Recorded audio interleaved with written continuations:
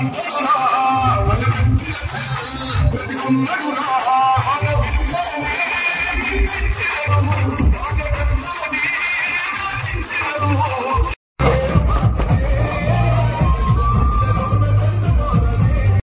ఉండే విశ్వాసం. గతంలో నేను మీకు జడ్పీటీ సభ్యుడిగా, జిల్లా పరిషత్ వైస్ చైర్మన్ గా, శాసనసభ్యుడిగా పనిచేశానంటే అదంతా మీ తాలూకు అభిమానం. ఈసారి శాసనసభ్యుడు అయిన తర్వాత ఒక మంచి కార్యక్రమాన్ని నా చేతుల మీదుగా ఇవాళ ప్రారంభించే కార్యక్రమాన్ని మన సత్యవరాగ్రహ గ్రామం నుంచి జరపడం ఇది మరువులేని, అంటే రెండో బదిలీలో మొట్టమొదట ప్రారంభోత్సవం, ఒక మంచి కార్యక్రమం. ఇవాళ ఈ రాష్ట్ర ప్రభుత్వం కలిపి ఒక ఆలోచన, తాగడానికి మంచినీరు ఇవ్వాలి, ప్రతి చివరి ఎకరం వరకు సాగునీరు అందించాలనే ఆలోచనతో గౌరవ ముఖ్యమంత్రి గారు వేయింబగల్లో పనిచేస్తున్నారు. మీరు చూస్తున్నారు.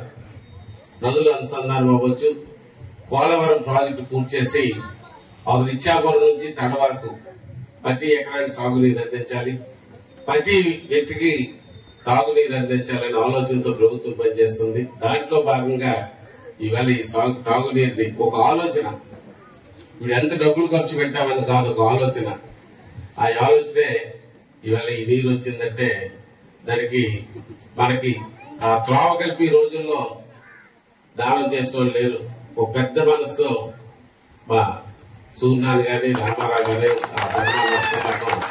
మనకి ఆ పొలం మీదుగా పైప్ లైన్ వేయడానికి ఇవ్వడం జరిగింది.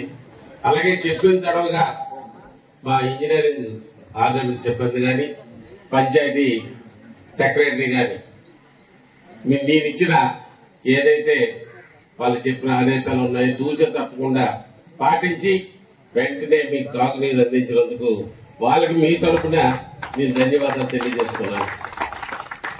కారణం మనం నిధులు ఇవ్వచ్చు, ఆలోచించవచ్చు, కానీ ఇంప్లిమెంట్ చేసింది అధికారులు. వాళ్ళు కలిపి ఒక చిత్తశుద్ధితో మా శాసనసభ్యులు చేసినారు, చెప్పారు. ఇది అమలు చేయాలనే ఒక బాధ్యతతో ఇవాళ ఈ కార్యక్రమాలు చేసి నీరు అందించారు. అయితే ఈ కార్యక్రమానికి మిగతా వాళ్ళకి కలిపి కారణం ఇది వేదిక, ఇది తెలుగుదేశం పార్టీ తరఫున నాకు మీరు గౌరవించినప్పటికీ ఆ కార్యక్రమం ప్రభుత్వ కార్యక్రమం. దీంట్లో సర్పంచ్ నుంచి, ఎంపీటీసీ నుంచి, వార్డు మెంబర్ నుంచి అందరినీ భాగస్వామ్యం చేశాం. రానప్పటికీ వాళ్ళ కలిపి వేదిక ద్వారా నేను వాళ్ళ కలిపి నమస్కారాలు తెలియజేస్తూ ఈ కార్యక్రమాన్ని వైస్ ప్రెసిడెంట్ ఆధ్వర్యంలో జరిపించడం జరిగింది. మరి ఇవాళ ఈ ప్రభుత్వం ఒక పారదర్శకమైన పరిపాలన అందించాలి. ఏదైతే దగాపడి ఇవాళ ఆర్థిక ఇబ్బందుల్లో గుట్టుముట్టాడుతున్న ఈ రాష్ట్రాన్ని మళ్ళా గాడిలో పెట్టే శక్తి చంద్రబాబు నాయుడుకి ఉంది, తెలుగుదేశం పార్టీకి ఉందని నమ్మి విశ్వసించి ఇవాళ చరిత్ర సృష్టించారు.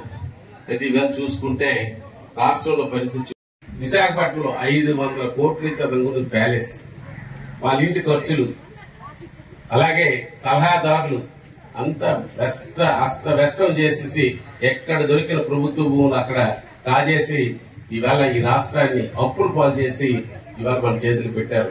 మన బిడ్డల భవిష్యత్తు ఏమిటి, ఈ రాష్ట్ర భవిష్యత్తు ఏంటి, అభివృద్ధి ఏమిటి, సంక్షేమాన్ని తీసుకెళ్లాలి, అభివృద్ధికి తీసుకెళ్లాలని ధ్యేయంతో చంద్రబాబు నాయుడు గారు ఇవాళ పనిచేస్తున్నారు. నేను ఒకటే హామీ ఇస్తున్నాను, ప్రతి ఎకరానికి సాగునీరు అందించాలి, తాగునీరు అందించాలనే ఆలోచన, ప్రభుత్వం ఆలోచనని అమలు చేస్తాను.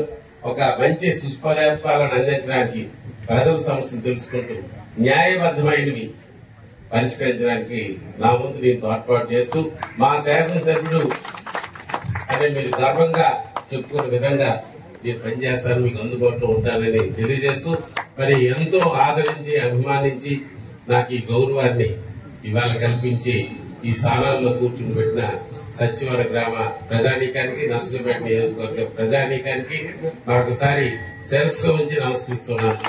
నాకు జిల్లా పరిషత్లో మీటింగ్ ఉంది, ఇంకో సందర్భంలో వచ్చి కాబట్టి చాలా వీధులు వెళ్ళాలి, చాలా ప్రాంతాలు వెళ్ళాలి.